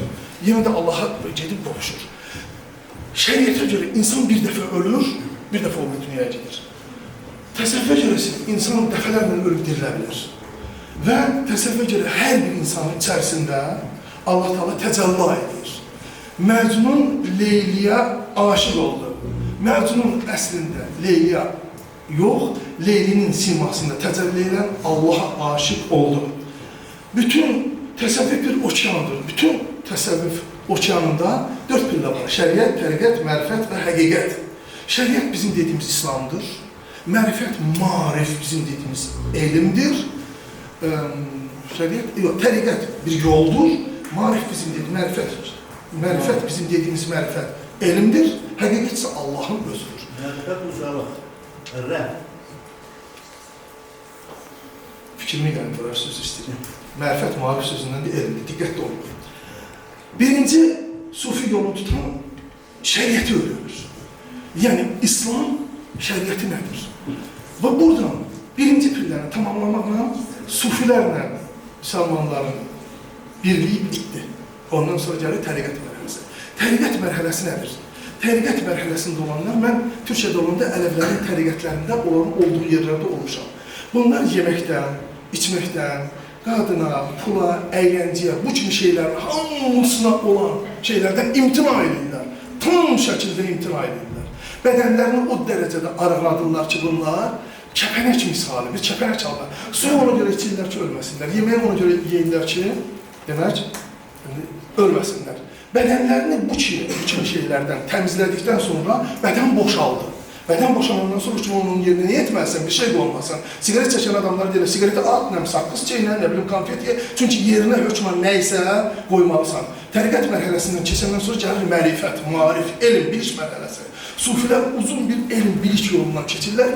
Əksər sufilərin əksəriyyəti şəriət mərhələsi, təriqəti, mərifəti gəlib çatırlar. Ondan sonra həqiqət mərhələsinə tək-tük adamlar keçə bilirlər. Həqiqət mərhələsi nədir? Və sufizmin İslamdan fərqi və küfr mərhələsi də oradadır. Həqiqətə keçən insan, Allah, insan öz bədənində ölməlidir. Fəna fillah, sənin bədənin yox olmalıdır. Sonra bəqa billah, təzdən Allahda doğulmalısan. Bax, küfr dediyim məqam buradadır. Yəni, həqiqət bundan, indi mən bunu tətbiq edəcəm, qısa şəkildə Leyli və Məcnuna. Məcnun Leylinin simasında təcəlli edən Allaha aşiq oldu. Məcnunun aşiqliyi haqq aşıqlığıydı bizim Azərbaycan məhəbbət dastanlarında olduğu kimi. Ona görə dünya yığıldı ki, bunun üzərinə ki, bu qızdan imtina ilə. Əslində Məcnunun Leylidən imtina etməsi, onun müxtəlif qızlar təşrif olunduğu hörmətli, qəbilə rəislərinin qızları və s. Məcnun imtina eləyə bilməzdir. Çünki Məcnunun Leylinə imtina eləməsi Allahdan imtina etməsi deməkdir. Ondan sonra cəmiyyətdən qarşıdurma mərhələ. Cəmiyyət nə idi? Cəmiyyət qəbilə rəisinin oğluydu, yəni bir şah oğluydu. Pulu, varı, dövləti, qızlı, hər şey vardı. Ondan sonra Məcnun keçdi təriqət mərhələsinə. Təriqət mərhələsində bütün bu şeylərdən imtina eləməlisən. Baxın, yazıda salın, burada ədəbiyyat müəllimləri də var. Baxın, görün Məcnun səhraya necə gəlir? Məcnun səhraya gələndə ahuları azad edir, atını verir, bir ovçuya, paltarını verir birinə. Belirli Məcnun çırpaq qalır. Anadan doğulduğu vəziyyətdə. Məcnunun paltarını, atını, hər şeyini verməsi, özünün sosial vəziyyətindən, maddiyyatdan, hər şeydən imtina etməsi deməkdir. Məcnun düşdü təriqət yoluna. Məcnun təriqət yoluna düşəndən sonra gəldi heyvanların yanına. Heyvanların yanına gəldi, heyvanlar bunu böyük bir sevgi və coşku ilə qarşılaşdılar. İnsanın insanla danışmağı adi bir hadisədir. Amma insanın heyvanla danışmağı artıq danışın, intellektin, mərifətin, ədəbin və adabın daha yüksək mərhələsidir. Məcnun heyvanlarla ünsiyyətlərdir artıq. Bu, həmin mərifət mərhələsidir. Məcnun o qədər səhrada artıq inkişaf etdik ki, İnşa etdi ki, gəldi, həqiqət mərhələsinə çatdı. Həqiqət mərhələsi nədir? Həqiqət odur ki, Allahla vəhdətə girməlisən. İkilik yox olmalıdır. Nə olmalısan? Bir, Nizamidə belə bir detal var. Deyir ki, Məcnun bir gün səhrada oturmuşdu. Külək əsdi Məcnunun qabağındakı qumu belə düzəltdi. Biz necə divarda yazırıq, A, üstəgələm, C, bərabərdir, də bilim, yürürək şəkil qoyuruq. Məcnun da tez əlinə bir dənə çubuq götürdü. Yazdı mim, yəni Məcnun. Sonra yazdı lam, yəni Leyli. Biraz baxdı, tez mimi pozdu. Mim yox oldu. Mim yox oldu. Yəni, bu nə deməkdir? Məcnun artıq yoxdur. Bəs niyə görə? Məcnun öz Allahına qovuşdu və Allahı ədəbiyyatımız bizə Leyla adı ilə, qadın adı ilə işarələndir. Məsələ burasındadır ki, əziz dostlar, müəllimlər və tələbələr, sufilikdə bir insan və Allah anlayışı var. İnsan cinsindən asılı olmayaraq, kişi və qadın olmağından asılı olaraq sevən, Allahsa seviləndir. Allahsa seviləndir. Və sufizmin bütün mahiyyəti insanın uzun bir yol gedib Allah'a qovuşmaqdır. Məcnunun artıq mimi pozması o demək ki, Məcnun fəna fırlaqdan keçmişdi, Leylinin simasında doğulmuşdu. Bayaq hüsn sözünü işlədim. Hüsn-ü mütləq Allah'tan gələn, yəni mütləq gözəllik yer üzündə yoxdur. Mütləq gözəllik Allah'ın gözəlliyidir. Məcnun da o gözəlliyə artıq qovuşmuşdu, ona görə o pozdu. Yəni Məcnun artıq yer üzündə artıq bir ruh halında yaşayırdı. Məcnun öz dövrəsini başa vurmuşdu. Sonra siz poemadan, sizə Məsnevidən daha yaxşı məlumdur ki, Leyla ilə Bakirə bir xanım kimi qalmışdı. Bədəninə cin girmişdi, adı altında heç ərə getdiyi İbn Salamla da ailə həyatı yaşamamışdı. Gəlir səhraya, Məcnun'a deyir ki, artıq bizim evlənməyimizdə heç bir maniyə yoxdur. Amma Leyli onu anlamır. Çünki Leyli qalmışdı harda? Yerdə qalmışdı. Məcnun artıq yerdə deyildi. Məcnun fəna fillahdan keçmişdi. Məcnunun bədəni yox olmuşdu. Məcnun bəqa billahda, Allahda doğulmuşdu. Məcnunun Leyli ilə evlənməsi üçün yeni bir dünya lazımdır. Məcnun yenidən anadan doğulmalıydı, gəlməliydi, Leyli aşıq olmalıydı. Bunlar artıq ayrı-ayrı dünyalardır. Və ən axırıncı sualı və ən axırıncı məqamı demək istəyirəm ki, yadımdan çıxdı deyimsə, niyə görə? Bütün təsəvvüflərdə, bax, bütün təsəvvüflərin hamısında Allah Teala qadın formasında. Canan deyirəm ki, canan sevgilidir. Canan yəni biz kim nəzər tutur? Ya qadın, təbii ki, qadın nəzər tutur. Canı danan deyilmiş, verməmək olmaz, ey gül. Məcnun özünün həyat trayektoriyasına gəldi axırda, qadın simasında, Leylinin simasında Allah'a qovuşdu. Baxın, hamımızın gördüyü bir şey var. Həzrəti Mevlana'nın hər bir vertiya şey dervişlər, fırlanan dərvişlər görürsünüz televizorda, göstərirlər, bəzən Erdoğan da gedir onlara tamaşa edir, fırlanırlar dərvişlər, dünyanın hər yerindən o Mövləvi dərvişlərinə baxmağa gəlirlər. Altından da farsça bir yazı yazılır. Bir soruda nə yazılır? Şəb-i əruz. Şəb gecədə, əruz da gəlindir. Gəlin köşkü gecəsidir. Mövlana'nın ruhu Allah'a gəlin deyir. Başa köçürsən. Yəni Mövlana artıq yerdə Allah'ın təcəllasıdır. Gəlin o bir dünyaya köçür. Fikrim sana. Yaxud məsələn bizim Qazaxda İbrahim Gülşəni təriqəti var. İbrahim Kişadıdır. O irşad olunandan sonra, Allah'ına qovuşandan sonra Gülşən, qadın adını qabul edib. Ona görə əziz dostlar, demək bir qızılın parıltısı, bir brilyantın parıltısı, bir nə bilməyə, sizə həyatda çəkən gözəl şeylər ola bilər. Bax, təsəvvüf o gözəl şeylərdən də gözəldir. Adamı götürüb aparır, amma gərək orada şəriətin sərhədlərini gözləyə biləsən. Pozdun, cavaba hazırdır. Sualı verin. Deməli, çox üzr istəyirəm, sizdən vaxtınızı alacam. Eğer milli kimlikdən danışdınız, onunla bağlı da bir misra var, onu demək istəyirəm, milli kimliklə bağlı. Mən deyiləm ali irqdən və ya pula məhbuz. Milli kimliyim bəlli, əlbət ki etmərəm əfsus. Mən Turançı, ülkücü, amma deyiləm nasist. Bir yanım dini fəlsəfə, bir yanım elmə məxsus. Bir şeirim var. Gözəl bir şeirdir. Mən istəyərdim ki, sizdən, bu mən yaradıcıda yeni başlayıram, bir neçə şeirim var. Mən şərh edərdiniz ki, mən davam eləməliyəm. Şərh eləmək üçün sənin əvvəla şeirləri mənə yazılır. Sən üçün ki, adı nədir sənin? Tural. Tural bəy. Şeirlərində sən adi sözlər işlətirsən, çoxu sən terminlər işlətirsən. Təsəvvüfün, irfanın, sonra bizim türkçülük ideologiyasının, Turançılıq ideologiyasının, Azərbaycançılıq ideologiyasının terminlər işlətirsən. Mənə yazılı şəkildə verməlsən, mən sənə şərh yazarım. Çünki onu burada gərək verəsən, mən indi oxuyam, o şərh edəyəm, yəni bu mənədə. Narahat olmaq olar. Söz verirəm sənə. Buyurun İnci.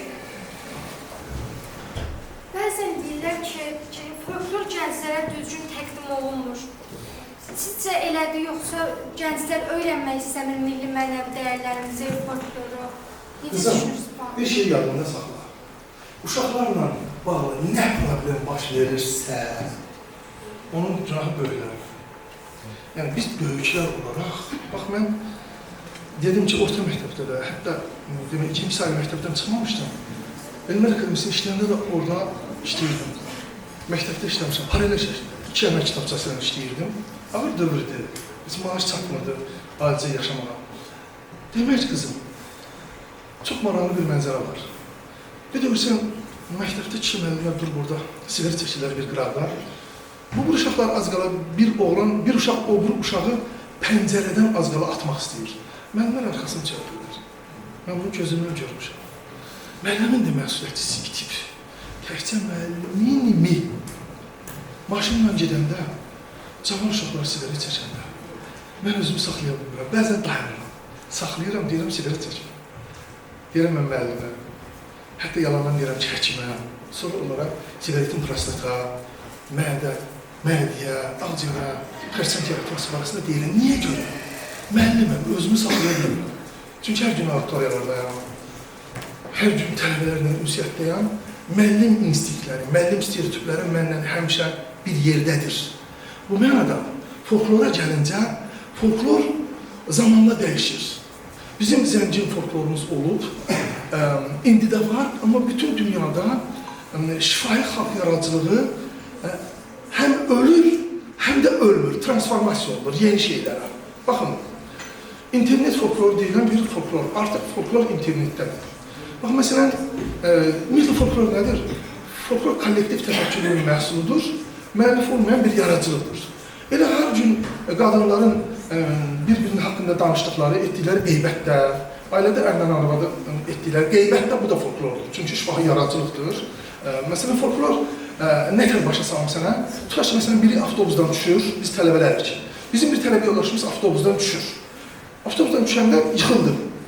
2 dənə onu tələbə gördü. Tələbənin biri ona dostdur, biri də onu sevmir.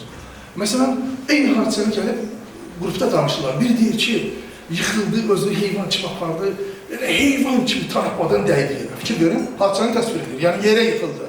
Hadisənin fonksiyonal mahiyyəti yerə yıxılmanla bağlıdır. O birisi də deyir ki, yazıq, cibindən pul çıxardırdı, bir oldu, elə yıxıldı, ürəyim yandı. Eyni hadisəni 2 nəfər fərqli təsvir edir. Eyni hadisənin variantlaşdırılması deməkdir. Folklor bizim söyüşlərdə, inanclarda, qarğışlarda, bütün bunların hamısı folklordur.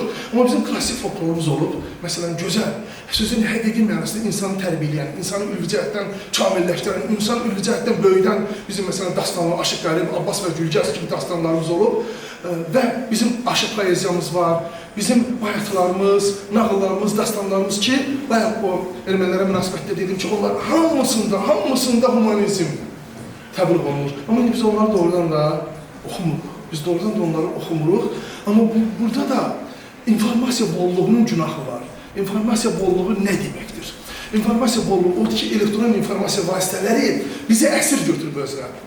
Məsələn, mən elə yatana qədər, yuxuna gələnəcəm, mən Facebook'a baxıram. Özümü Facebook'dan yuxuladıram.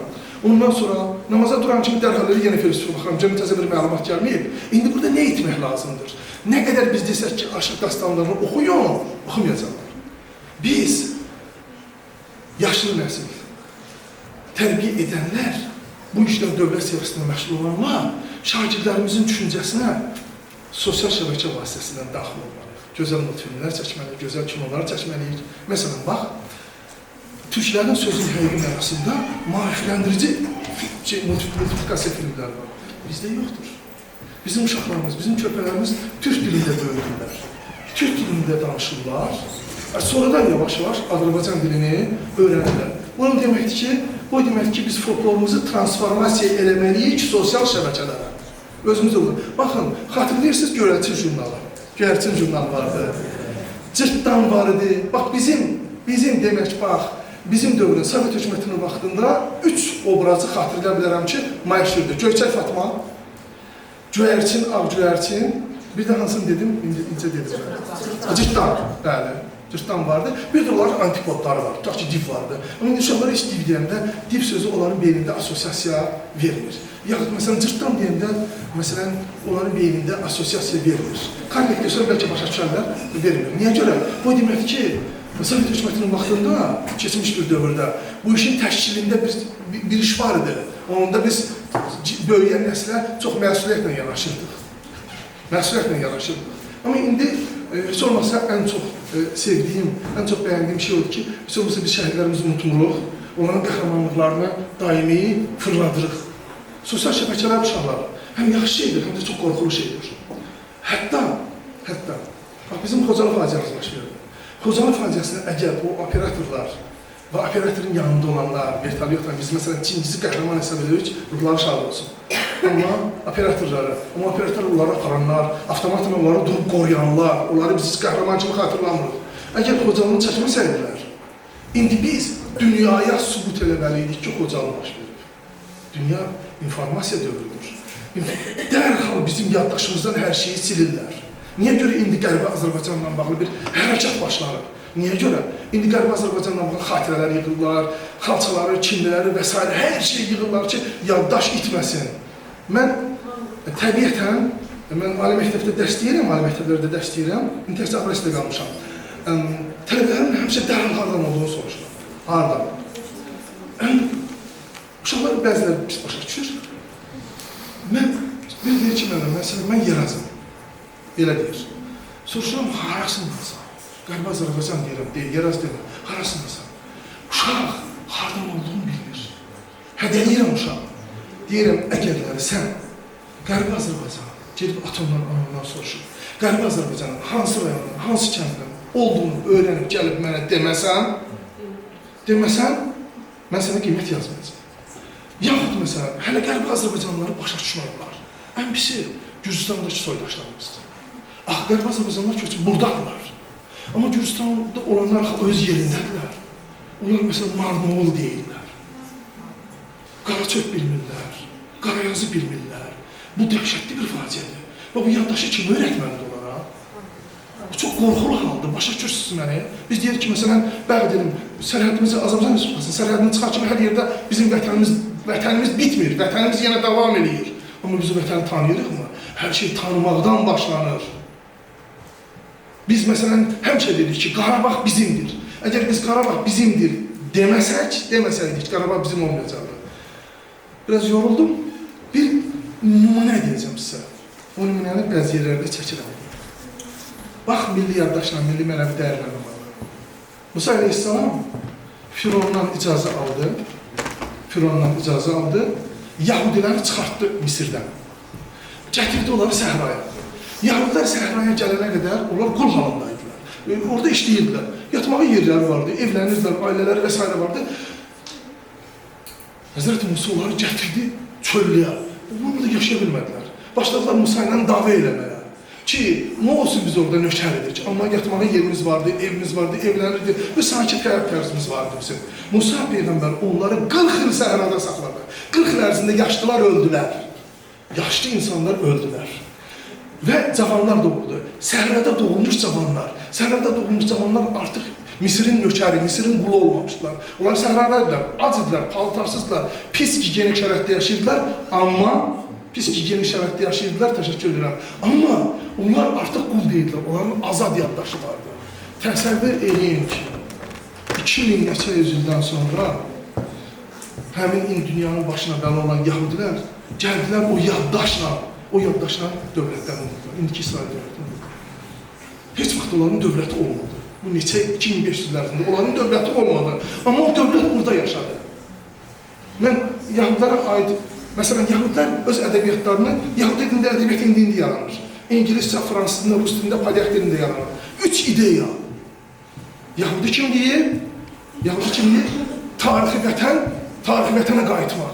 Bütün Yahudi yazıçıların yarazımda olur. Nə deməkdir bu?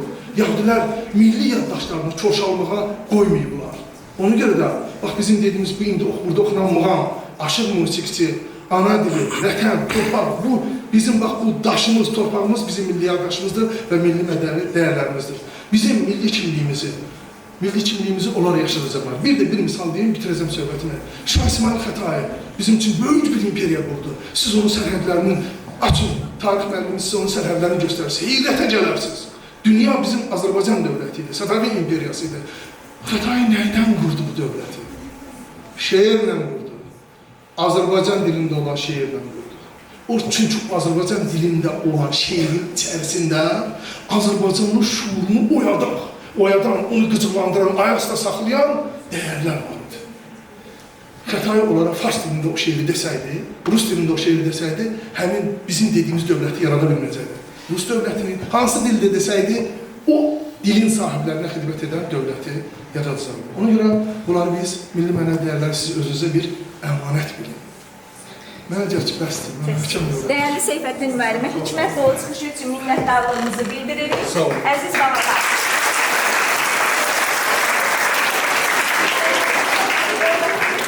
Belə olacaq və orada yarım qalan suallarınızın hər birini Seyfəddin müəllimə siz almayacaqsınız. Keçmək istəyir müəllim sizə təqdimat edir. Teşekkür ederim Seyfəddin.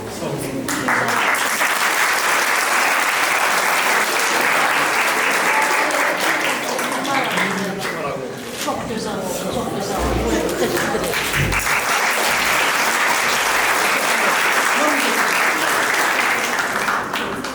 İndi isə 8-ci sinif şagirdlərinin ifasında xalqımızın mərkəm şairi Əhməd Caradın Azərbaycan bayrağı şeirini dinləyək. Sana bayrağım, üç rəngli əksini quzğun dənizdən, ərmağan yollasın yara bayrağım, gedərkən Turana çıxdın qarşıma, kölgən dövlət quşu qondu başıma, izin ver gözümdən coşan yaşma, dinlətsin dərdini aha bayrağım. Qayxan soyundan aldığın rəngi, qucalmış Elxanla Müsəlman bəci, Elxanın övladı, dinin dirəyi, gətirdin könlümə səfa bayrağım, köksündə tufanlarla gəldim irəli, köksündə tufanlarla gəldim irəli, öpüm kölgən düşən o mübarək yeri, Allahın yıldızı, o gözəl pəri, sığınmış boynunda aya bayrağım.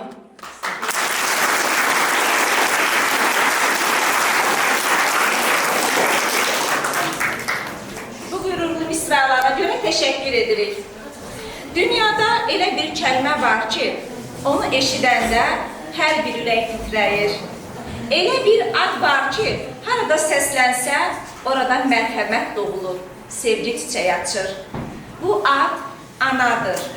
Ana bir xalqın, bir millətin köküdür, dirəyidir, ruhudur. Bu ali duyğuları musiqi ilə bizə yaşatmaq üçün indi isə çox hörmətli həmkarımız Etibar müəllimin ifasında Mehriban ana mahnısını dinləyək.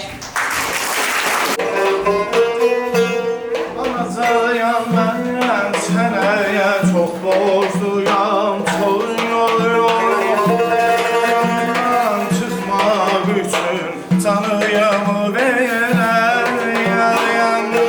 Sən hər nə istəsən, yox demərəm, yox, yox.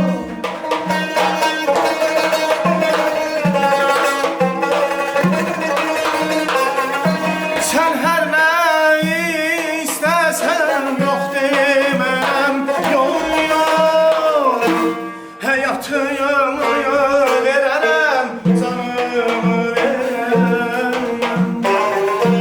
Həyatımı verərəm, canımı verərəm. Anacanam ya, qurbanım sayana, mehriban anaya. Ey anacanam ya, mehriban ayana, qurbanım sayana. Ey anacan ayanam, qurbanım mən sana, mehriban ayana. Ey anacan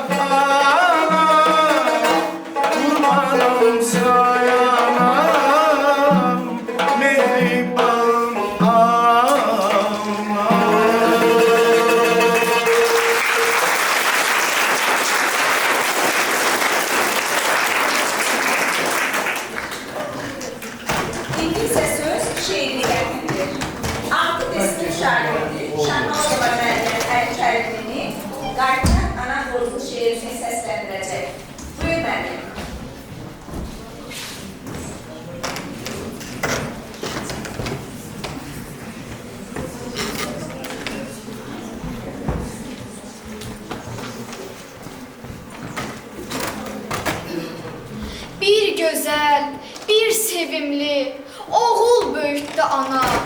O bəd, uğursuz günü, ərinin öldüyünü bildirmədi heç ona. Kədəri dalğa-dalğa doldursa da ürəyə, lakin nə saç olaraq verdi əsən küləyə, nə şivən etdi ana. Ürəyində ağlayıb, gülmək öyrətdi ona. Dözərək davanın da dərdinə, bəlasına, öz boğazından kəsib, yedirdi balasına. Bir oğul böyütdü ki, gür, çatmaqaş, gençsinə. Bir oğul böyütdü ki, oğul deyirəm sənə. Atlını atdan salıb, küləklərlə ötüşür. Baxışından qızların ürəyinə od düşür. Bir oğul böyütdü ki, oğul məktəb bitirdi. Oğul instituta qızıl medalla girdi. Ana fikirləşdi ki, gör neçə aya getdi. Ana yuxularında tez-tez Bakıya getdi. Ana məktub yazdı. Yanıltma gümanımı. Pul nədir pul deyirsən, göndərərəm canımı. Nə zaman ki oğlunun getdiyi 4 il oldu. Məktubları kəsildi, gəlmədi tətil oldu. Ananı fikir aldı, ananın əsti dizi. Ana müqəssir etdi travmayı, dənizi. O yenə dözdü, durdu, o yolmadı saçını. Səslədi qonşuları, əsmər, çiçək bacını. Yenə də azalmadı, ürəkdə bala dərdi. Onlar oğul vermədi, onlar təsəlli verdi. Məktub dalınca axdı, Bakıya axdı. Ana isə məktubların dalınca baxdı. Məktublar Bakını gəzdi, dolandı gəldi. Məktublar əzik üzük, məktublar bezdi gəldi. Ana yenə də baxdı gah dolama yollara, gah da oğul boyuna həsrət qalan qollara. Ana oğul böyütdü, gül, çatmaqaş, gençsinə. Ana oğul böyütdü, özgəyə qismət oldu. Ana fikirləşdi ki, mən neyləmişəm sənə? Bu nə oğulluq oldu, bu nə məhəbbət oldu. Oğul böyütdümü o büzmə dodaq bir qıza?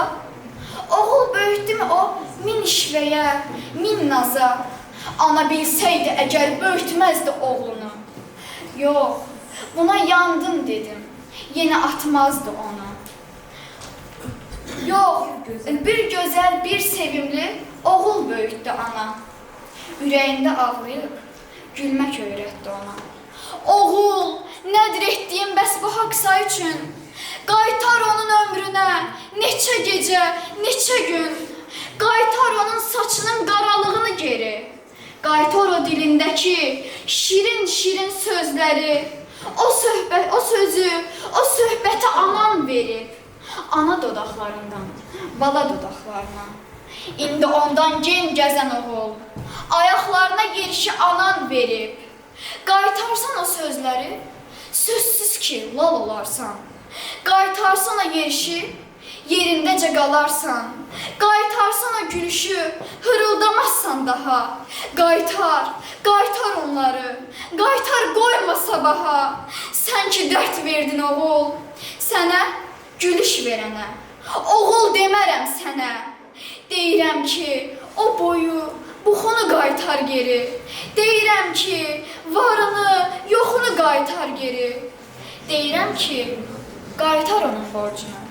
Gülüşünü, adını, sözünü qaytar geri. Qaytar ana borcunu. O borc sənin özünsən, özünü qaytar geri. Teşekkür ederim.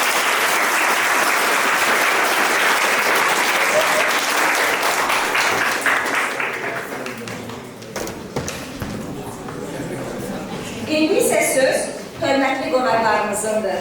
Gəlin onların da ürək sözlərini dinləyək.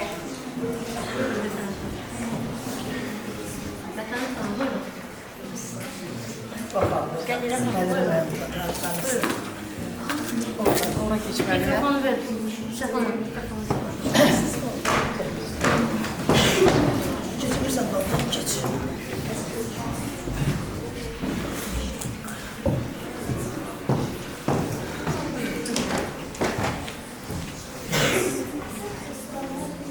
Sevgili uşaqlar, müəllimin sözünə heç mikrofon lazım deyil. Çünki biz müəllimlər buna vərdiş vermişik. İlk öncə mən Seyfəli müəllimə çox ürəkdən təşəkkür edirəm. Mən sizi şəxsən tanıyırdım.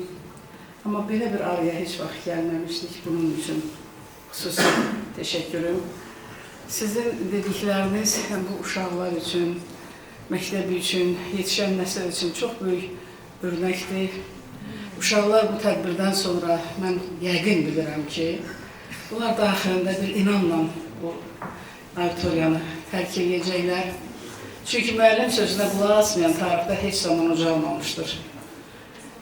Viktor Hugo'nun bir sözü var, deyir, bir məktəb açılarsa bir həbsxana bağlanar.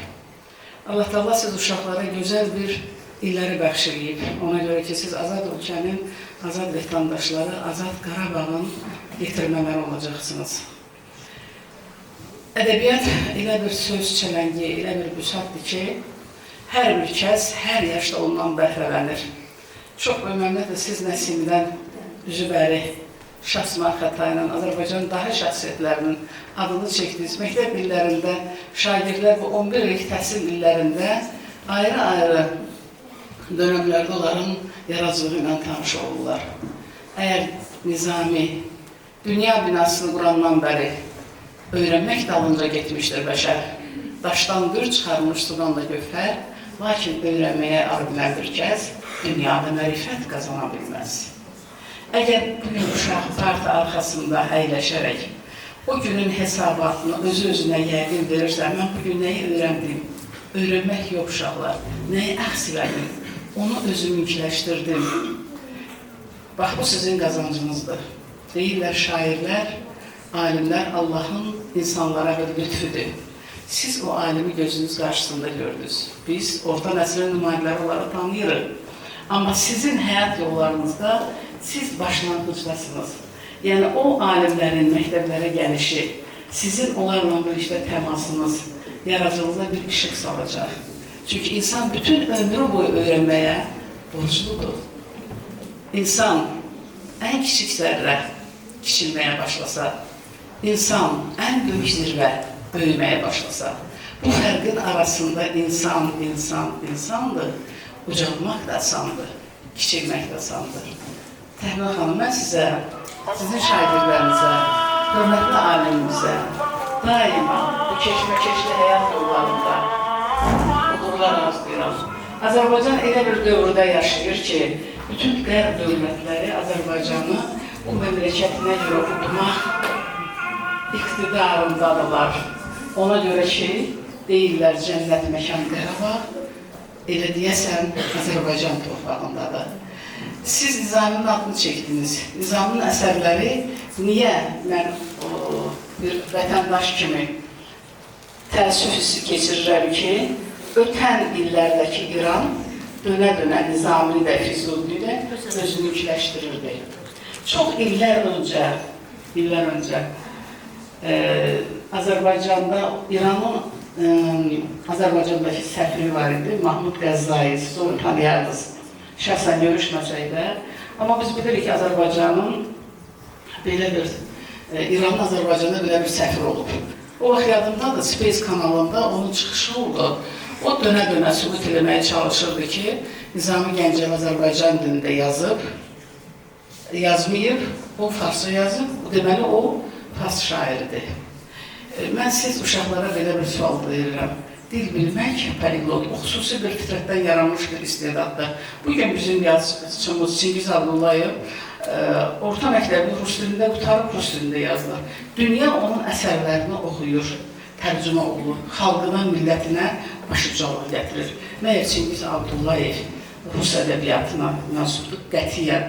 Rus ədəbiyyatı başlayır İqor Polku haqqında dastan. 2 səhifəlik, 3 səhifəlik bir əsərdir. Mən o əsərin əvvəlinin sonunu, belə deyək, bir şey anlamam. Amma bizim Kitab-ı Dədə Qorqud dastanımız eramızdan əvvəl 3-cü əsrə qədər gedir. Oğuz xalqının necə gözəl dahi şəxsiyyətlər var.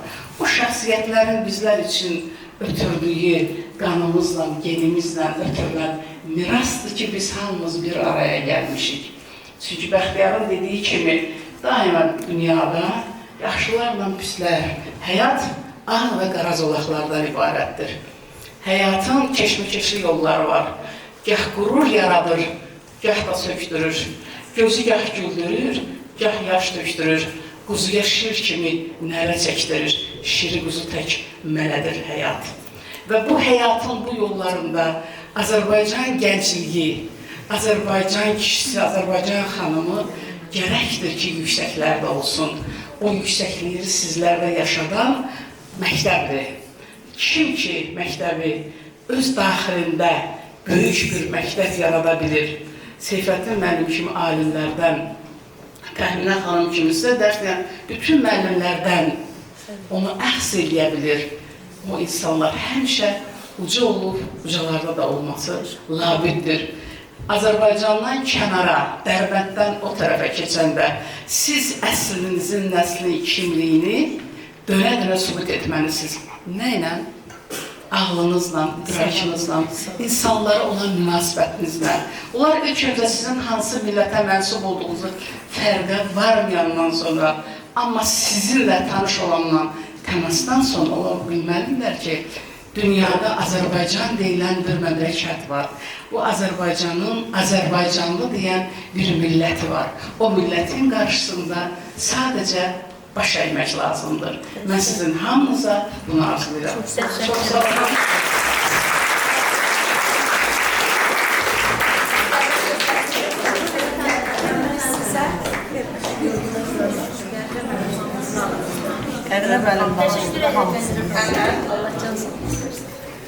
Tədbirimiz artıq sona yaxınlaşır.